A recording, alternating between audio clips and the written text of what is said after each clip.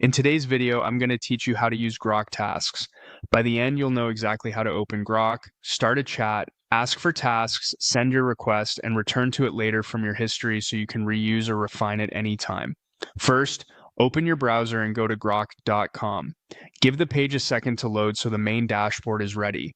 If you see multiple options, you're in the right place. What we want is the conversational experience where Grok can understand your request and generate tasks from it. Next, click on Chat. This takes you into the chat interface where you can type your prompt. Think of this space like a conversation with an assistant. You describe what you want, and Grok turns that into a structured response. In the message box, type the word tasks to get started. You can keep it simple with just the word tasks, or make it more useful by adding context like tasks for planning a product launch next month or tasks to prepare for a client demo this Friday.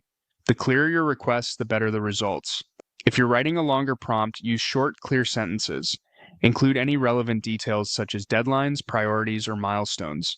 If you need multiple lines while typing, press Shift and Enter to add a line break without sending.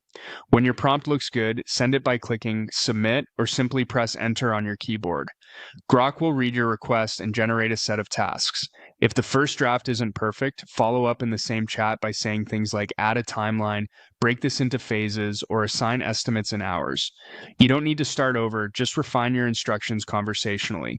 Keep personal or sensitive details out of your prompt. Use generic labels instead of real names or private data. Finally, remember that everything you do here is saved. You can see it in your history and reuse it later.